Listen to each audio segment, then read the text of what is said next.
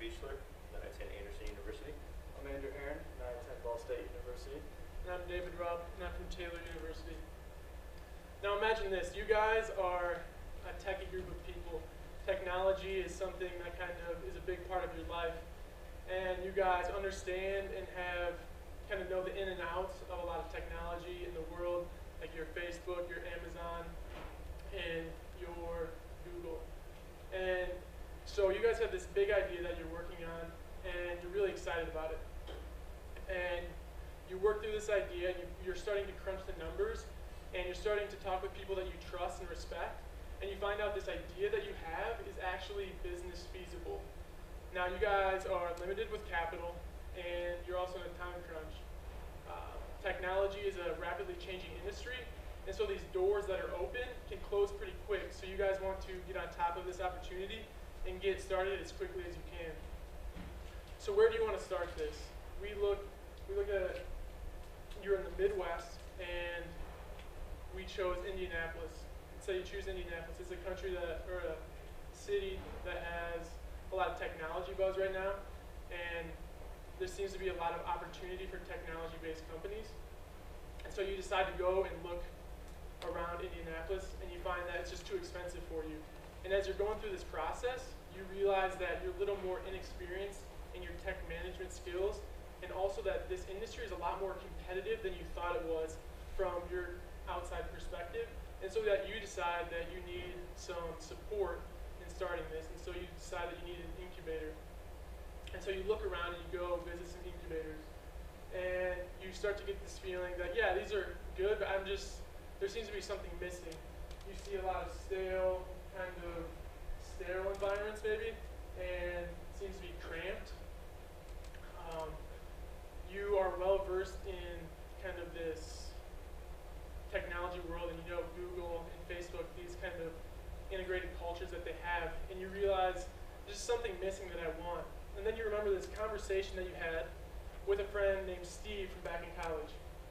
Now Steve had this internship, and he worked for a company that was a technology-based incubator company just outside of Indianapolis, and it was in East Central Indiana. And he talked about this place all the time and how it had a really cool culture and how it was very unique, and there's a lot of collaboration between the companies in there, and how it was just a really fun place to work. Now Steve is actually there and working in that, and that is Creative Injections, and that's our company.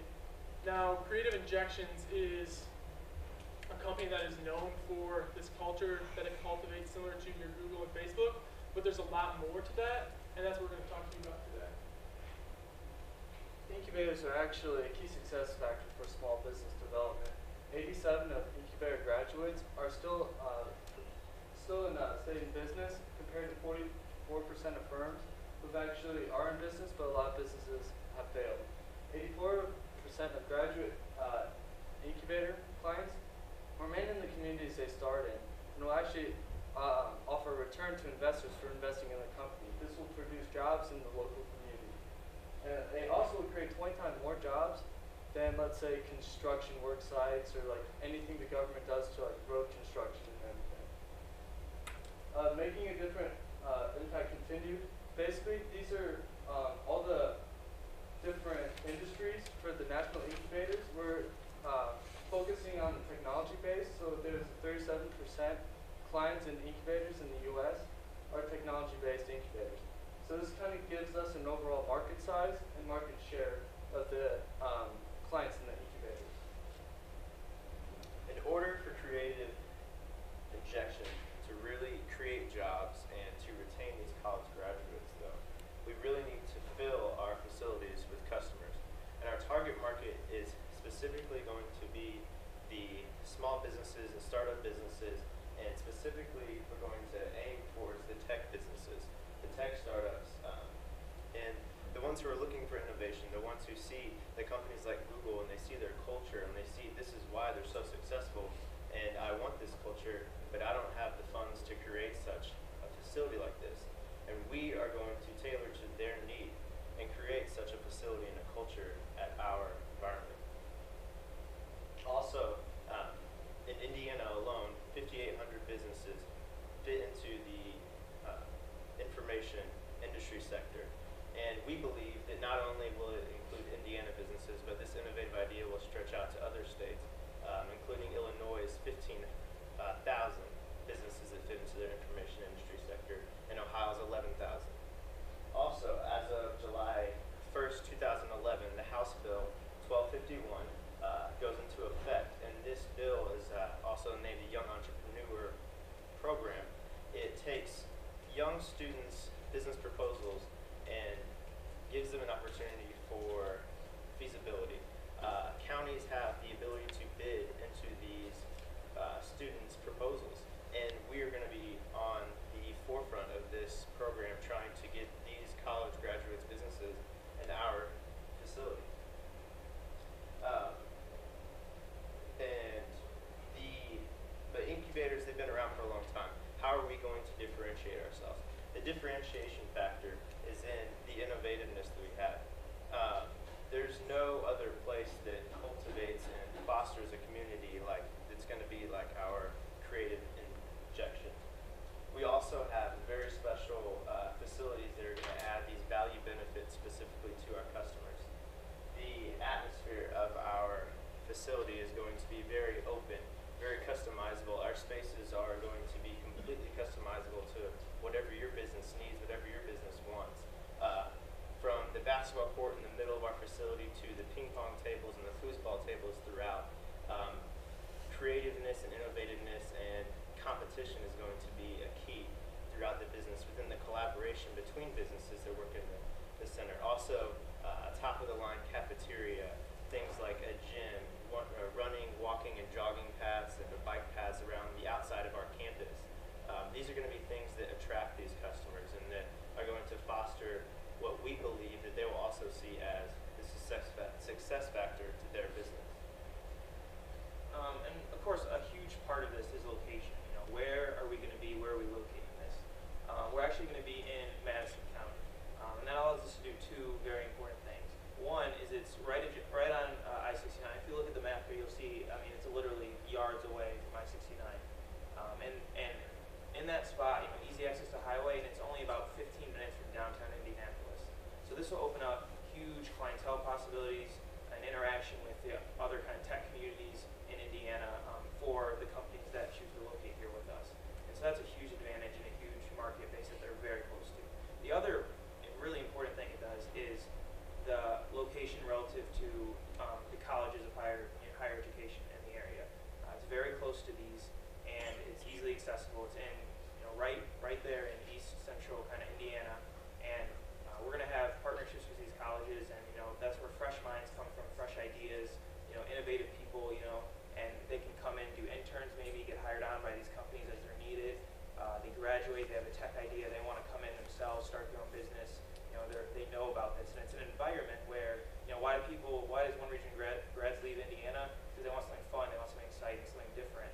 And you know, I mean, our company's going to offer that. The culture, the atmosphere that we're going to cultivate there is going to be something that is very attractive to young college graduates, as well as the chance, you know, to be an entrepreneur and to start their own business. Now we're going to look at our management structure. We're going to have a CEO that's going to be the face of the company. Basically, he's going to be responsible for the strategic planning and the marketing planning of the company. We're also going to hire a CFO, and his responsibilities include providing an investor network. So when the clients need money or capital to grow and expand their business, they'll contact the CFO, and the CFO will connect them to potential investors who are interested in that industry. We're also going to hire a COO who's going to be in charge of the daily operations of the firm, as well as upkeep and making sure all the clients get what they need. We're also going to hire an accountant, and the accountant is not only going to see the books of each of the clients within the facility, but is also going to teach the accountant standards and the processes behind it, because a lot of these business owners do not have a business background, so they're kind of confused on what they should do, and this way the accountant is teaching them what to do so they know what they're doing and less mistakes are made. We're also going to hire interns so they can work with the clients in various projects. This will allow for the interns to have real-world experience and also give them the ability to network with businesses that in the industry that they're related to. And we have a couple of potential revenue streams. I mean, we are a for-profit institution, and one of these is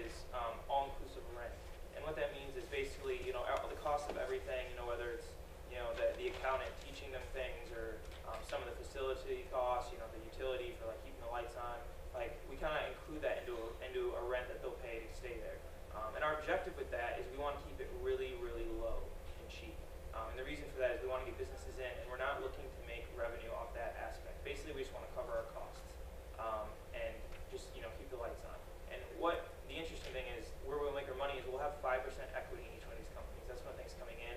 We give them something very unique in the atmosphere and the collaboration between like industries and the special mentorship that takes place. And so we have 5% equity in the companies.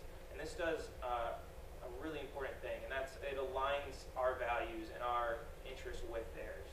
And so, we're saying, listen, we're not going to make money unless you're going to make money. We're not going to succeed unless you succeed. We want you to succeed, not only for our sake, but for your sake. And so it really, it ties our success to theirs, and it creates that trust, it creates that mentorship and that investment. We're giving everything we have into them. And also, it's a huge chance for long-term profitability. All it takes, these tech companies, they'll have an IPO, a lot of times they'll get bought out by Google or big firms like when they start having success, and there's a lot of big money in that. So it's definitely a big chance for money. Also flexibility, it's a 120 square foot place, and we'll be using about 120,000 square foot place, and we'll be using about 45,000 square feet. And so the rest of it will be renting out. The building we looked at buying already has kind of another tenant. And so, but then, as we needed more space, we needed that, we could expand into that. And then also cost-wise, we really need to be tight on cost control, and we'll have very strict kind of forecasting, very detailed, very in-depth on a monthly basis, so we can keep costs low. And we'll be transparent with that with clients, because we know, we're only charging them what we need to keep the lights on, keep their businesses being able to operate as far as rent. So we're upfront with them about that. We'll show them our books. We're fine to do that. And that's part of that shared cost strategy that we talked about. One of the things is there's a high upfront cost. We have to buy the building. You've got maybe $4 million, and we're going to invest a lot of money to create this space and make it the innovative space we need. So that, maybe it could be $5 to $10 more million, but it's definitely worth it. These companies will want to come here. Absolutely. And so there are a lot of assumptions and contingencies when we're dealing with a new idea, an innovative concept, and something that will make a difference in East Central Indiana. And so when we bring all these firms in, we are assuming that it's going to be sustainable and effective and efficient, and our equity is our main source of revenue, and we only make money if our clients do, and that's really important to us. So we sort of have to cover, how to go out and recruit people if we aren't getting to the places that we need to get as a company, and making sure that as we sort of develop our company, making sure we hire the right people that are interested in this development, interested in us sort of enabling them to move forward as an organization. And so we just wanted to end today by sharing another success story of a successful incubator project, and this would be from WordDoc. WordDoc took the idea of people being diagnosed with chronic diseases and making an innovative technology to reach these individuals at home to be able to form sort of a coping mechanism with it. And so they took healthcare that normally you go visit a doctor and streamlined it to bring it home, and that's exactly what people need. And so basically they are now at $80 million a year revenue just from creating this simple technology. So as we sort of process this and think about this as a group, and we relate this back to our friend Steve, we bring him to East Central Indiana. He has this brilliant idea, and we are just so excited about this. It'll innovate the area. It'll just make everything more innovative. And as we think about Indianapolis and how it's this sort of tech boom, or so we anticipate, even if it's not, East Central Indiana could be that place. And so we're very, very excited, and we hope to have a creative injection into East Central Indiana. We appreciate your time, and we welcome any questions that you might have. Great job.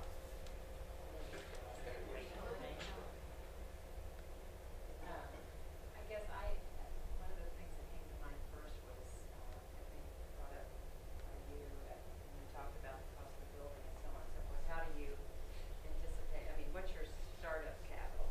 You're obviously going to have some. Yeah, we're going to be looking a lot, working with hopefully some angel investors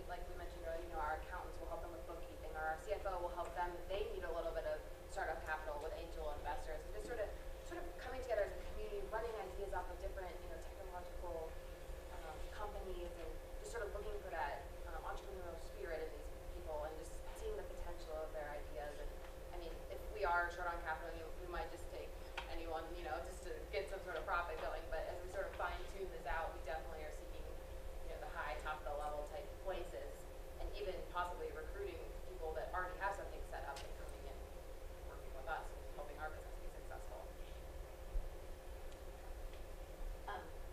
You guys did a great job, first of all. One of the questions I guess I have for you all is, have you looked at sort of what the market need is for an incubator in that particular space? I know you have representation from Anderson, and one of the great things about Anderson is sort of in that area is the flagship, which functions as a nonprofit. So I guess that's my first question. Have you looked at sort of the market share, the need for an incubator there, and you would be competing with a nonprofit in that area? Yes, we did look at that. I'm from Anderson, and I've actually done work with a few of the businesses in the flagship. It's a really neat kind of place if you've had a chance to go out there. But what we believe is that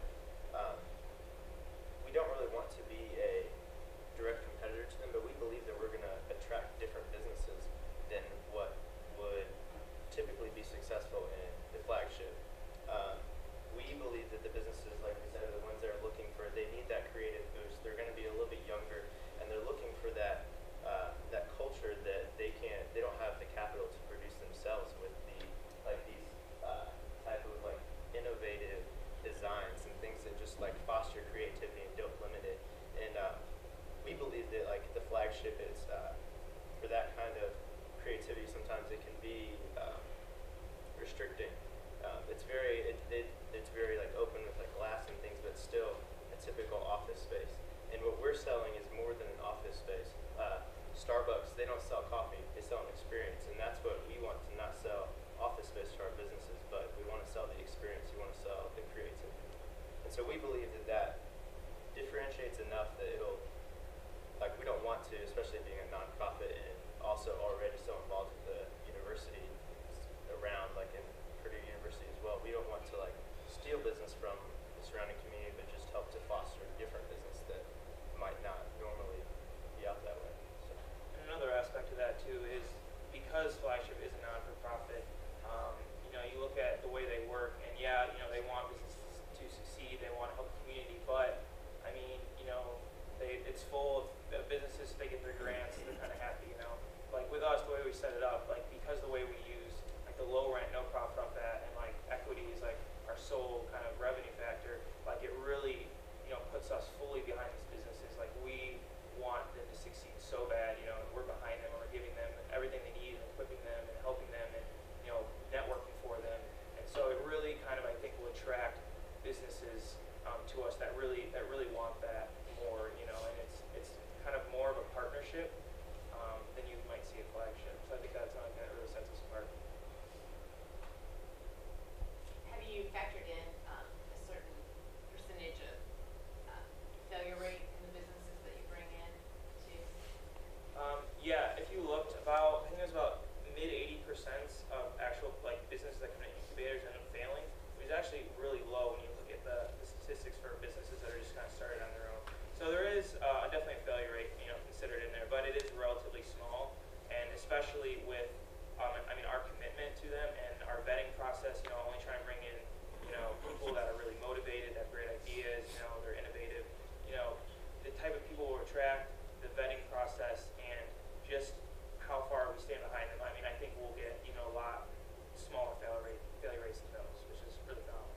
Sort of going off of that 87% success rate, that's all small businesses. There's a huge risk of failure, but this process is pretty much proven. And this concept that's so creative and innovative will actually, even if there is a failure rate initially, which we are sort of anticipating as we sort of get off the ground here the first couple of years, but we're hoping that this will sort of spark a creative fire in college students and help them stay in the area, see that this is an innovative, growing area. There's opportunity, maybe set up, if it's super successful, set up an incubator in a different industry besides technology, and just build up this area, using the flagship area, just growing it. And that was sort of our big idea that sort of has to start a little bit smaller, but that's our sort of long-term plan with that.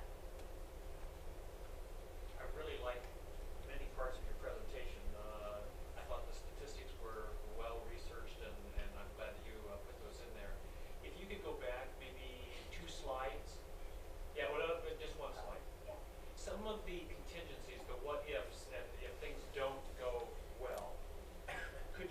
maybe all touch on some of those issues, like what if we don't attract businesses?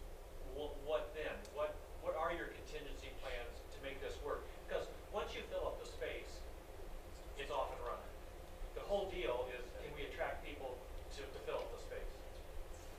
So what happens if it doesn't? If it takes 5 years to start to fill up that space? Right. One thing we talked about is how our space is really customizable, is that we have the ability to, if we don't have the big demand from technology firms right away, we have the ability to maybe even split it up, since it's the setup of the structure is very customizable, and introduce companies that aren't in our target market necessarily, but we still have the capability to support and develop. And so that would allow us the opportunity to access a little more of a market, but still have that end goal in mind that we want the technology-based companies.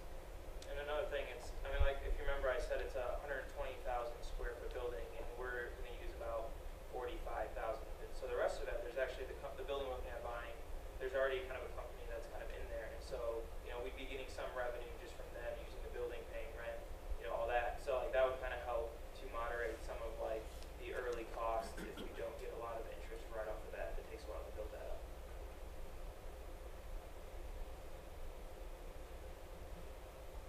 Yeah, I'd just like to echo, yeah, that you did a great job on your presentation.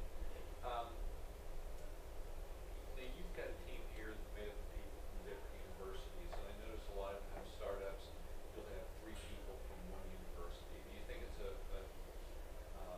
you think there's a way to draw people together from different educational facilities? Yeah, definitely. I mean, I think there's huge power in collaboration.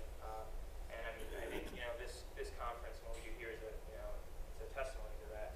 That, you know, 5 people we've never met before come together and put together something like this on short notice. And I think that's definitely possible. I mean, this is an independent organization, but it's going to be focused on drawing students from the surrounding colleges, and that's all the surrounding colleges. It's not just Anderson like the flagship might be. You know, it's everywhere where there's talent, where there's minds, where there's eagerness, where there's a desire, a passion to innovate, to learn, to create. And you know, so we'll really be able to draw and utilize people from all those schools in the community as well. It's interesting too. Drew sort of brought this to our attention. He said, you know, if we don't have jobs when we're 30, let's come back and let's build this.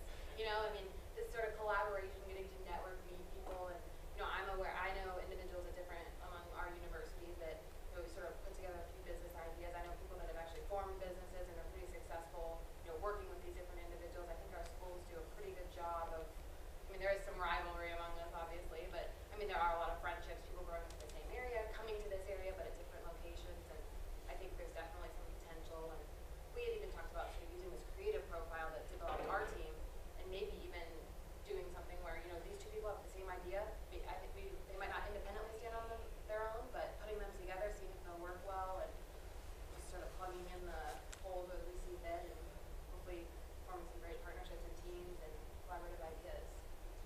Do you think social media could help you to market this?